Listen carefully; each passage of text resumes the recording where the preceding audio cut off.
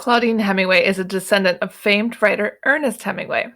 We bumped into each other at a party and decided to team up and dive deep into French history, but with a twist, by bringing a spotlight to those lesser-known creatives in France. This is History with a Hemingway. Welcome back to Paris History Avec Hemingway, and today we are talking about the Jardin de Luxembourg. This is going to be a multi-part series because there's so much to know about this beautiful garden, and we're kicking it off today with Claudine. Yeah, I love the first time I came to Paris and I left to go to Italy and then was only there for 2 days, decided to go back to Paris. And this is when I discovered the Jardin de Luxembourg. And I said I would always make sure I would stay close enough to always be able to walk up there anytime I wanted to. And now I live close to there. So it is, if you have not been there, definitely add this. Most everybody has got to see this when they go to Paris. It's probably, I definitely think it's the most beautiful garden in Paris. It's just filled with everything you could possibly want. And we've talked a lot about it when we talked about Marie de Medici, I think in the first year of the podcast. So we'll link that as well, just to give you kind of the background. But this is going to be mostly about a lot of the things you will see within the garden. And so this is another great one to take with you. Go to the garden, take it with you. We're going to start on the southwest corner of the garden, which is at the Rue des SS entrance. And right when you walk into that garden, you're going to see a monument to Charles Augustin Sainte-Beuve. It was created by Denis Puech. Sainte-Beuve was an author and an art critic, but he was also close friends with Victor Hugo until he began an affair with Adele Hugo, that was Victor's wife. And we talked about that when we talked about Hugo and his mistress last year. This lasted years, and then resulting in the Hugos having an open marriage. Sainte-Beuve also lived on the Cour de Commerce Saint-André, which is just there on the corner of Odeon and Saint-Germain.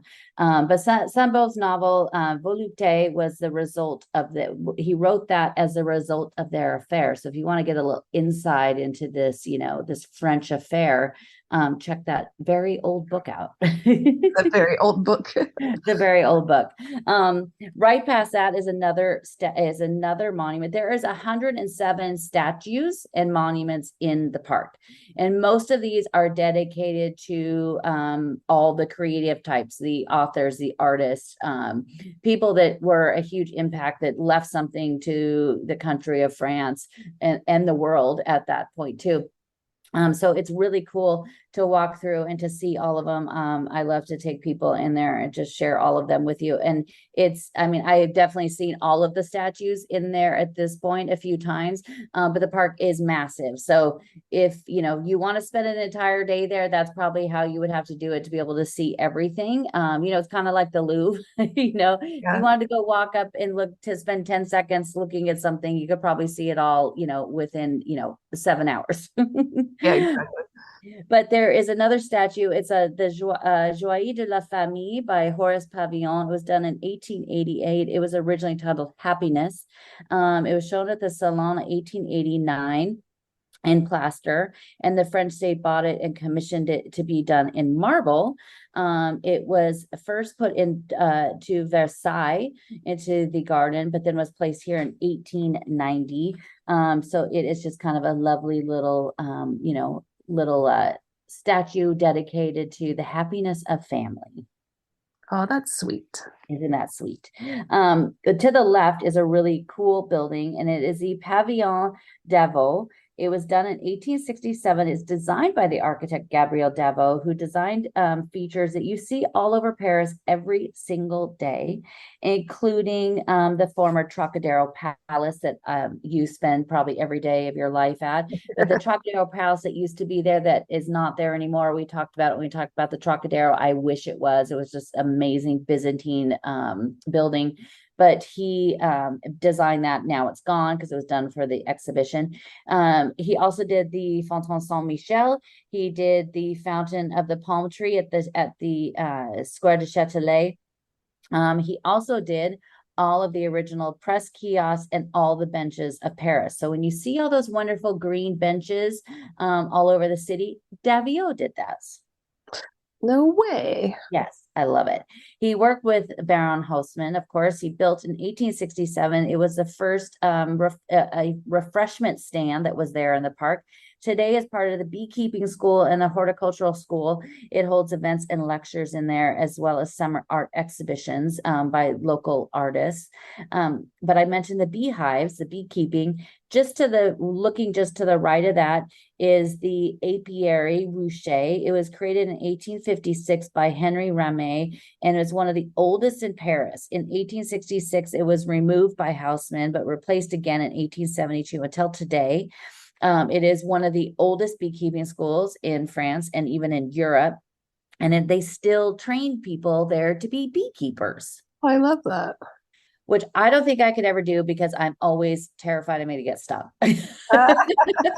They always have those white, those big white suits and all of that, but I don't know. I would just think one of them's going to get inside me.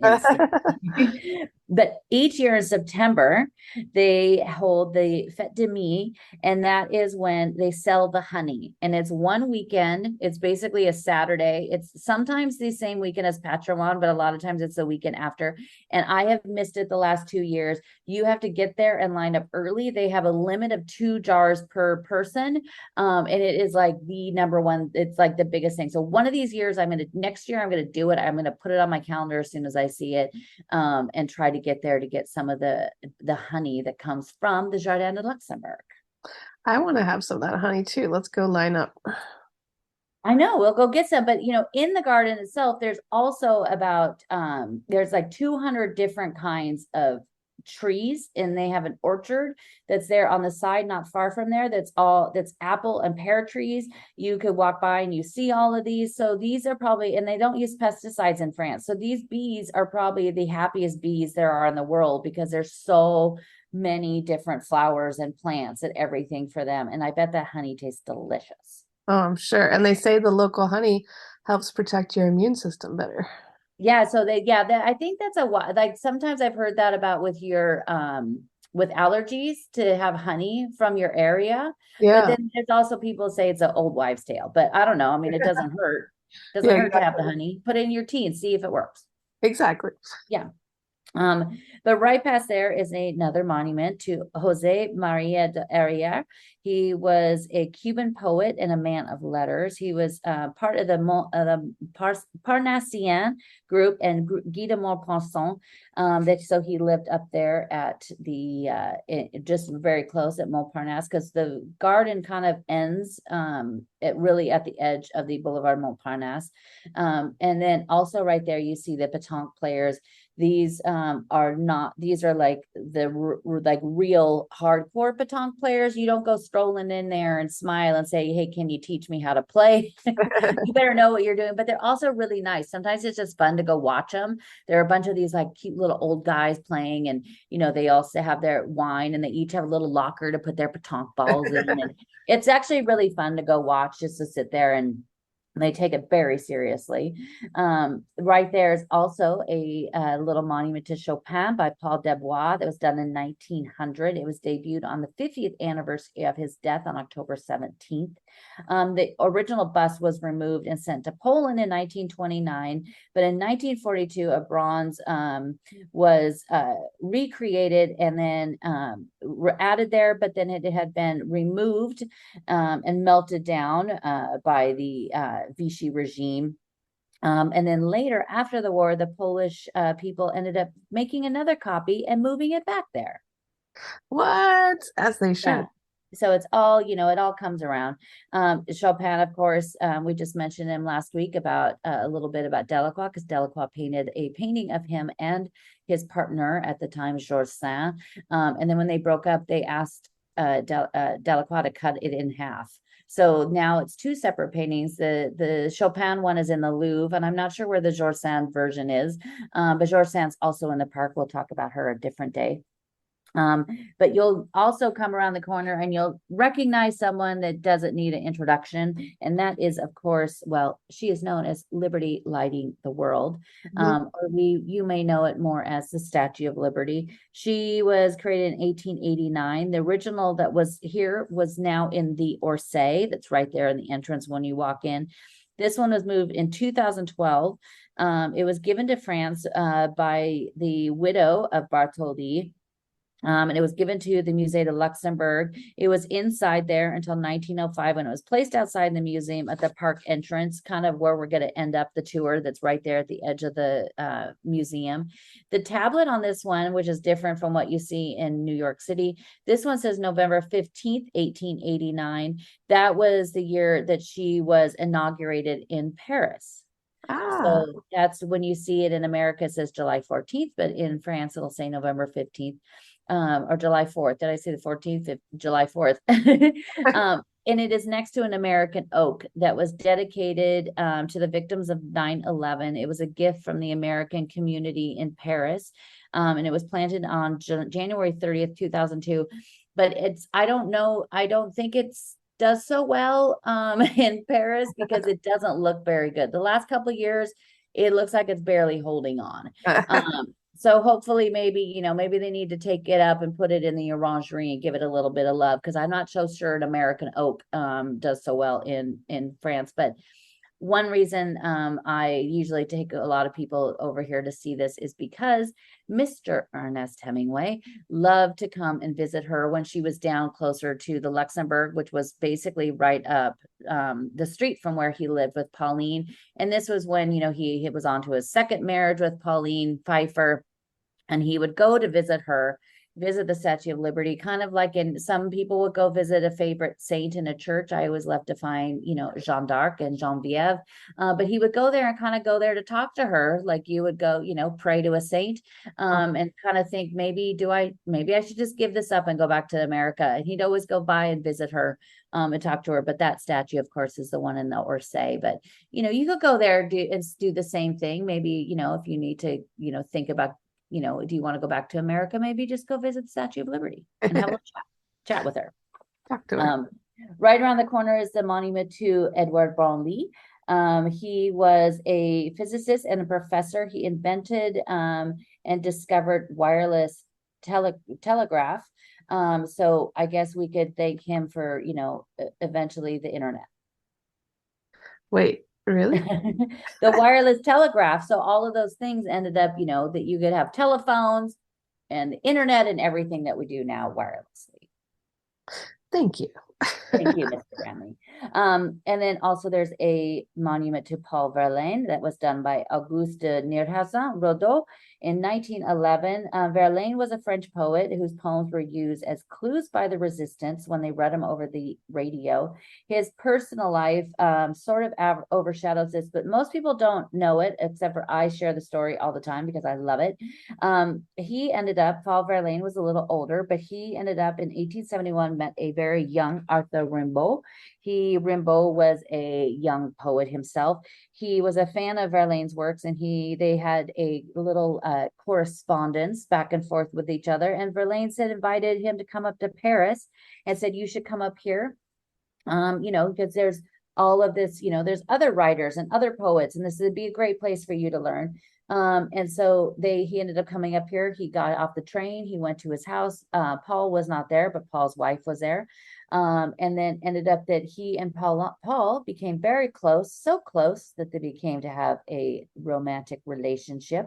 They had to leave Paris because at that time homosexuality was not okay. So they ended up leaving. They went up to Brussels. They ran off there. The wife would come after and be like, no way, you're not stealing my husband. I'm taking him. Paul would go back for a little bit. Then he couldn't be apart from Arthur. So he'd end up leaving him and going back. And it was this whole thing back and forth for years of like, you can't live with them. You can't live without them. Aww. And at one point they were in Brussels, and Paul Verlaine at this point was tired of it and thought, I got to get away from this guy. we can't be together. So he ended up buying a gun. And he ended up shooting him. He shot Rimbaud in the wrist. So he was fine, but he was sent to prison for 2 years. He ended up coming back to Paris, and he moved into an apartment at 39 Rue Descartes in 1896 is where he died. But if you go to that building, you will also see a plaque, because that's the same building that Hemingway rented a teeny tiny apartment on the very top floor that just was big enough for a table and a little wood fire. And that's what he would use to write. I like that that guy was a terrible shot and just shot the guy in the wrist. Yeah, but I love that story because it was just like, I love we love any of those stories that have that, Yeah. some different version of love. Ah. Right around the corner from that is a statue, a monument that always catches everybody's eye. And every time I take people through there, they always are like, what is this? And it's called the Triomphe de Céline. It's by Jules Delot, who did a lot of amazing different statues and monuments throughout Paris. It is called the Drunken Sailors. It is an image that has gone around through centuries. It is a very funny monument because it's this very large gentleman that either he looks like he is very drunk, and there is a donkey. And there's all these little guys that are trying to get him and hoist him up to get onto this donkey, but he looks like he's so drunk that he's just like, just a big ball of, fluid movement, and they can't get him up there. He is related to the god Dionysus, who is also, you might know, as Bacchus, who's the god of wine, who's probably the best of all of the gods. But it always catches everybody's attention. So you don't know, it's like, is he really drunk? You look at the people around, they look miserable trying to get him to get up there. But it's very eye-catching. It's rather large and patinaed bronze, but it's a really cool one to see. And there's also a statue, just the head of Beethoven. It's done by Antoine Bourdelle. It was given on the 150th anniversary of the death of Beethoven on March 26, 1827. But Bourdelle was obsessed with Beethoven, but Beethoven had that crazy big hair. If you go to the Musée Bourdelle, which is a free museum that's really close to the Gare de Montparnasse, amazing museum, there is probably 30 versions of the head of Beethoven there. He was obsessed with it. And if you're a sculptor and you see this, you could see why, because I'm sure it was a lot of fun to do. It's really cool to go look in there. The artist's daughter ended up giving it to the city, and we have a person that used to listen, and when we did a lot of our live stuff during COVID, he is the grandson of Bourdelle. That's so crazy. And it's so cool because he sends me messages, but and he'll send me like copies, like pictures of letters that his grandfather wrote. So it's really, really cool. But Bourdelle did a lot of really cool stuff. So that's a really great museum to go check out in Paris. It's free, because it's part of the City of Paris Museums. Also right there is another one that a lot of people really notice, called Les Fours by Pierre Rocher. It was created to be Hercules, to represent one of the 12 labors of Hercules. This one was supposed to clean the stables. Hercules is in bronze on the rocks trying to divert the river Alpheus to clean the stables, which, that sounds like a pretty good idea. He doesn't want to clean it, so let's just divert the water into it, and the water will do it for me. I mean, it's a stable. I wouldn't want to clean it either. Even though I did as a kid when I had a pony, I spent all my time out there cleaning it and hanging out with my pony. It was originally planned to be in the Oop, I lost you.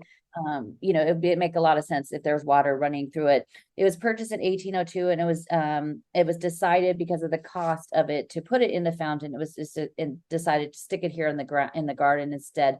It is now kind of just like they probably have to start pruning the foliage around it, because the foliage just kind of just creeping in. So it's kind of cool. It kind of looks like this statue that's hidden in this greenery. Right there, you'll see a very tiny bust that's a monument to Stefan Zweig. It was done by Felix Chivot, was placed there in 2003. Stefan was an Austrian writer. He was one of the most popular in the world in the 1920s and 30s, and his work has been translated into several languages. I know him because he wrote one of the greatest books you could ever read about Marie Antoinette. It was the first time somebody wrote a book about her that was basically not just blaming her for everything, and also because she ended up becoming the scapegoat for a lot of stuff, and so he wrote this book about her that basically gave the whole other side to who she was in her life. It's really fantastic. But he's also written ones about Mary Stuart, Queen of Scots, and also Paul Verlaine. I want to read it. I haven't read that I one. know. But right there on the corner is another building that is the Orangerie. And the Orangerie is a term that you will hear because there's the Musée de l'Orangerie in the Tuileries. There's also a l'Orangerie in Versailles. And it was Orangerie is basically what it sounds like. It was a place that they would put the orange trees because back then, you didn't have orange trees growing up here as far north as Paris. So it was, more, Spain and southern part of Europe.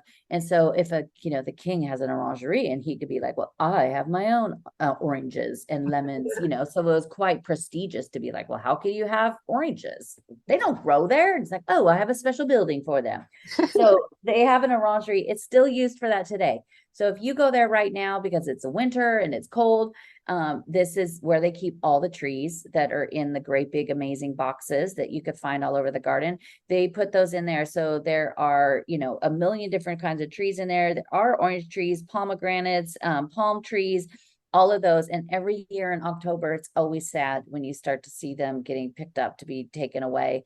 But then you're always so happy in March when they start to come out. But in the off season, when they're all out in the garden, they use this space to do smaller current artists, and they're all like local artists. It's not like some major artists, but there's sometimes you can find some kind of cool things in there if you walking by, pop in there and look. But what's on the building is also what I love, because if you look up, around the top are the busts of 12 different artists. And you guessed it, I'm sure you know which one of them is going to be up there as well. It was added in 1888. And of those, you have Jean-Antoine Houdin, who was a sculptor of the Enlightenment. He is there. You also have Jacques-Louis David, who painted, he's very well known for painting the Sacre de Napoleon and doing all of those great pieces for Napoleon, and also the neoclassical master. Antoine Jean Gros is another neoclassical favorite of Napoleon. His bust is up there. There is, of course, Francois Rude, who was a sculptor of that period. There's Pierre Proudhon, who was a romantic artist and a favorite of Napoleon. So this was done in 1888. So a lot of this is all around that period of time. And then David d'Angers, who was also a sculptor. He studied under David. You have Ingres there, who is also a student of David. Pradier, who was a sculptor. He is the one that did some of the statues in the Place de la Concorde, including the one of Juliette Drouet, who would go on being the mistress of over 40 years of Hugo. And then, of course, there's Delacroix. And so this whole, the garden, you have many sightings of Delacroix around here. There's also Antoine Barré, who is a good friend of Delacroix, who were the two that Barré did amazing sculptures of animals, some of which are on the outside of the Louvre. There's a bunch of his pieces inside the Louvre. But he and Delacroix used to go to the Jardin des Plantes and sit there at the zoo, the oldest zoo in Europe, and study the animals. And that's why they were so good at painting them, because they would study them, watch their movement, do sketches of them. And so Barré is fantastic. There's also Thierry Rousseau, who was also a romantic painter. Jean-Francois Millet, who was under the Barbizon school that was out there at Fontainebleau. So you could look up, some of the times they're kind of hidden around the corner, but I always love to go see those. And then we'll go just a few steps further and we'll end talking about, of course, again, Delacroix, because Because you love him. Yeah, we're just going to change this to Paris History of Avec Hemingway, all about Delacroix. I think it's a great idea. Yeah, but there is a statue there, a monument dedicated to Delacroix, done by Jules Dalot. It was done in 1880, 17 years after his death. The money was raised and commissioned by his adoring fans. It was commissioned for Dalot to do it, to create this monument. It was inaugurated on October 5th, 1890. The bronze bust of him on the very top is at the very top with his, it looks like he has a scarf kind of thrown back. Below it, there are three allegories. Time is with the wings. Time is always depicted as an older man. He's wings, and he's lifting up the allegory of glory, who is basically reaching up to put a palm frond in front of him as, like, as a gesture of, thank you, monsieur. And then below that, there's the allegory of the arts, who's looking up at him, clapping, as she's placing that flower there. And it's a lovely little fountain. It's just kind of there off to the corner. On the other side of that fence, what you don't see is the Petit Luxembourg, which is where the leader of the Senate lives, and was part of the old Palais de Luxembourg, which was created by Marie de Medici. But these things are here because we are so close as well to the Musée de la Croix, and also to Saint-Sulpice. So this whole area, last week we talked about the Musée de la Croix, and today we are just right there on the edge. If you walk a little bit, you could just see and look up, you see the towers of Saint-Sulpice. So it's really great because so much of this is dedicated to Delacroix, who made a lot of that his home. The biggest thing about Delacroix, and why he is in Saint-Sulpice, is because when he was alive, the Louvre was open in 1792, but there wasn't the museums and galleries that we have today, or even that those things started popping up in the 19th century. So he really believed that to be remembered as an artist was to put big, large-scale paintings in public spaces. So that's why there's 3 churches in Paris that you could find Delacroix.